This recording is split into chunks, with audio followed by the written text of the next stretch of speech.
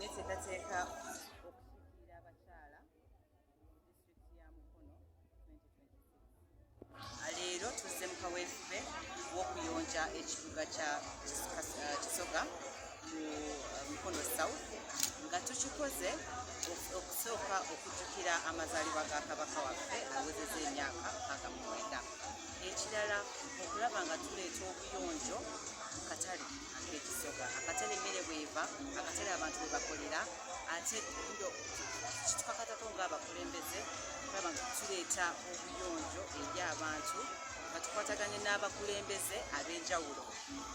Ono kaweefube tabadde wa bibiina, tuleeteddemu ffenna ab'ebibiina eby'enjawulo naye nga tuli bakulembeze nga tusoosa abantu nga tuli mu kuva ku mbeera y'abantu okulaba nga tebalwadde, okulaba nga balaba ensonga lwaki tulina okubeera abayonjo. Kale naawo obuyonjo butandikira ku ffe ffennyini abatuuze, ku ffe ffennyini abakolera mu butale, naye neera tukubiriza kanso eyongere okukwatirako abantu bano, eyongere okuleeta okusomba kasasiro, eyongere ennaku z'esomba kasasiro, eyongeremu ne ku bajeti, kubanga waliwo empulidde nti bajeti ebadde ntono ekwata ku nsonga za kasasiro ono, naye nga ddala kasasiro agenda kulwaza abantu. Naye tuvuddeyo nga bakinoomu, ng'abakulembeze, ng'abaagala Mukono, ng'abaagala abantu ababeera mu katale nga tukozeseza ssente zaffe n'okwagala ensi yaffe okukola kaweefube wa okuyonja ekibuga kyaffe ekya Kisoga. Sabatuddemuko. Olwaleero tuzze Mukono South Constituency, particularly wano Kisoga, mu katawuni k'Ekisoga, okuyambako ku bantu b'Ekisoga okulaba nga tutumbula ku by'obuyonjo byaffe. Tukulembeddwamu Honorable Male Wilson, munnaffe Munnanuuku, nga tuzze okugoberera eggulire eryafulumira ku mawulire agamu nga bagamba Kisoga kyekitundu ekisinga okubeera ekikyafu, era ndowooza mukirabye. Tuzze tulabe nga tuyambako. Mukimanyi unife aba National Unity Platform twagala okulaba nga tutereeza eggwanga lyaffe, era ogwo gwafuuka mulimu gwaffe, ogumu ku mirimu gye tukola, kulaba nga tuleeta Uganda empya bannayuganda gye beetaaga. Naye bwe tumala okulaba nti abantu baffe abasinga bali mu mbeera ey'obukyafu, tulaba nga abantu baffe tebajja kubeera balamu. So twagadde nga bwe tulwana okulaba nga tutereeza gavumenti, tubeere nga tutereeza n'ebyobulamu by'abantu baffe, tubasange nga bali balamu, nga balamu bulungi. Ongeramuuko amaanyi. Nawano ndaba wayitiridde weetaaga okulongoosebwa kuba ndaba abantu bagwawo nnyo oba nakyo kisoboka. Abakulembeze baali badde batuyambako ku sayidi ya wano nga bwe waliira. Bakasana mwera mukiraba nti ewafaanana bubi. Kuba ababooda ebiseera ebisinga wagwawo nnyo ababooda. Kati okulongoosaawo ndowooza mujja tuyambanga mu okutuusa obuvunaanyizibwa ekikwatako okulongoosa era ndowooza muwalaba. Male Wilson, navuganya ng'omubaka wa Parliament Mukono ey'omu Maserengeta ku kaadi eya National Unity Platform.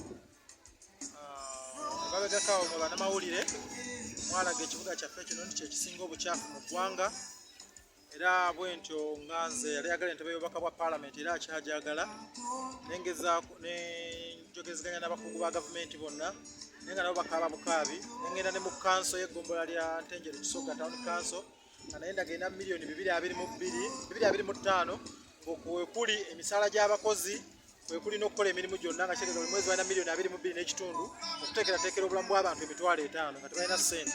Kwekusalawo ne twogerezeganya ne embassies ez'enjawulo n'ababaka ba Parliament okuva mu bitundu ebirala okulaba nga tusobola okujja okuyonja ekibuga kino.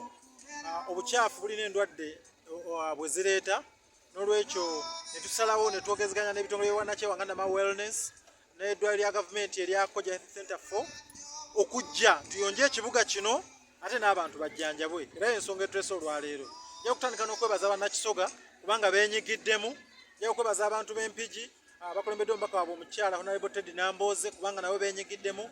Njagala okwebaza Honorable Nakwere Harriet akunze bannakayunga, nja okwebaza bannabuyukwe, chairman wa Buyukwe district omwami Kanabijime naye yakunze abantu era naye ali mu kuba ajja wano ate naye atuwagidde. Nja okwebaza bannayuganda bonna abawulidde omulanga guno.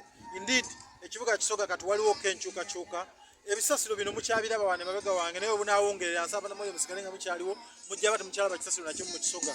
Tuli kulwana gano ge maanyi g'abantu era nebaza Robert Kyagulanyi Ssentamu eyamba platform eno okuvuganya ng'omubaka wa parliament eyanzikiriza mu Kikiri Mukono South, era bwe twali tugenda okukola event eno twamutegeeza natugaa tukozesa amaanyi g'abantu okulanga abantu b'Ekisoga tubajja mu bunyaga bwe balimu obw'obukyafu, era olwaleero bwe tulimu tukozesa amaanyi g'abantu, tetubadde na ssente zaffe, tetubadde na maanyi gaffe, wabula tulwana okulaba nga Kisoga tugijja mu bunyaga bwerimu olwaleero obw'obukyafu nga ffe kennyini ffe tukyekolera.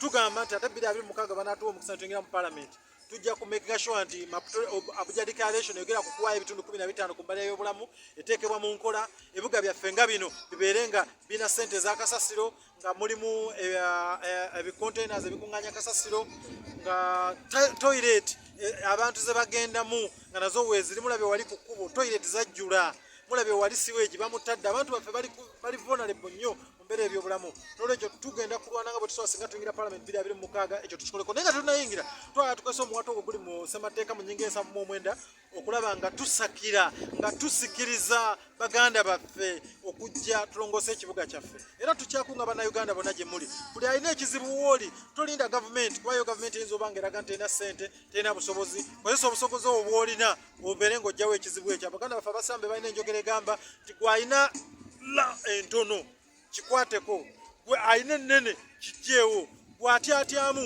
kyogereko. Kati nze nkikutteko, njagala okwegatta ne bannayuganda bonna naye ng'ekibuga kyaffe tusobola okukitereeza. Mwebale nnyo, mwebalire.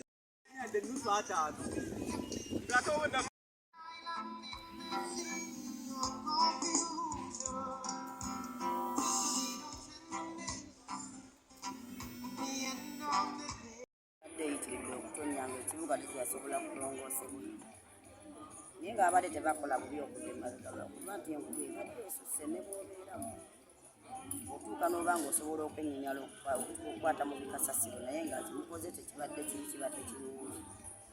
Okulongoosa ekibuga tekiba kiri kuba ffenna kituba kizuyamba obutafuna ndwadde tusobola okuba nga tulwala.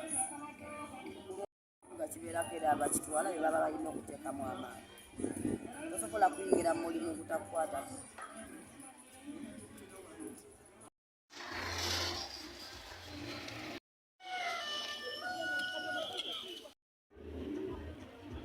And